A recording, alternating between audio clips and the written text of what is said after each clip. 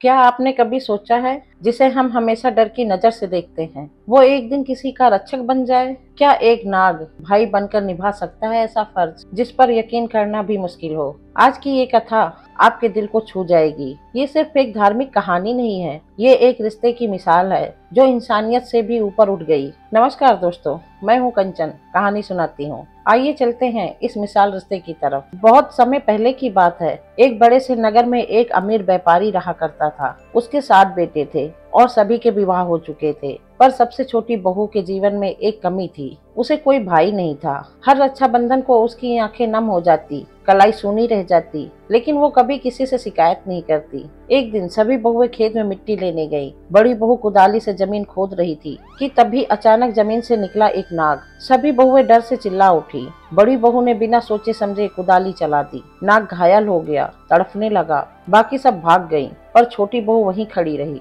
उसकी आंखें डबडबा आई। ये तो भी एक जीव है, क्या इसकी जान की कोई कीमत नहीं? उसने डर को किनारे किया, अपने आंचल से उसे उठाया और पास के एक पेड़ के नीचे उसे धीरे से रख दिया। रात भर वो उस नाग के बारे में सोचती रही। नींद नहीं आई, दिल में एक अजीब सी चिंता थी। सुबह होते ही वो फिर उसी जगह गई और ये देखकर हैरान रह गई कि नाग अब बिल्कुल ठीक था। नाग ने उसे देखा और बोला, तुमने जो मेरे लिए किया उसका बदला मैं जिंदगी भर नहीं चुका सकता। आज से तुम मेरी बहन हो। छोटी बहू सन रह गई। एक सांप भाई? लेकिन उसकी आंखों में डर नहीं था, बल्कि एक रिश्ता बन चुका था। कुछ दिन बाद वही नाग इंसानी रूप में उसके घर आया। उसने घर वालों से कहा, मैं छोटी बहू का दूर का भाई हूँ, उसे कुछ दिन के लिए विदा करवा कर ले जाना चाहता हूँ। घर वालों को भी अच्छा लगा, उन्होंने खुशी खुशी उसे विदा कर दिया। नाग अपनी बहन को एक शानदार महल में ले गया। वहाँ उसे किसी चीज की कमी नहीं थी, हर इच्छा पूरी की जाती, हर दिन उसे खास महसूस कराया जाता। कुछ दिन बाद विदाई का वक्त आया तो नाग ने बहन को विदाई में दिया बहुत सारा धन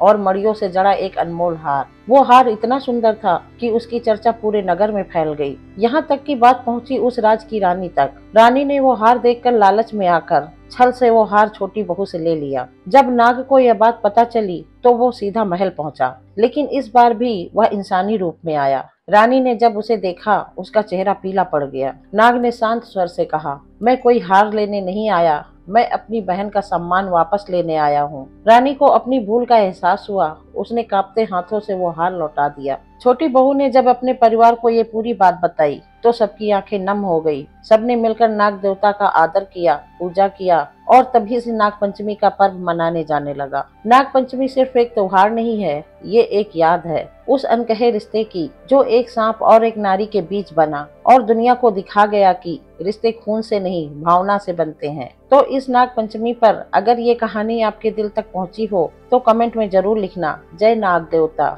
वीडियो को लाइक करें और अपने भाई बहन के साथ जरूर शेयर करें। मैं हूँ कंचन, मिलती हूँ अगली कहानी में जहाँ शब्द नहीं भावना बोलेगी।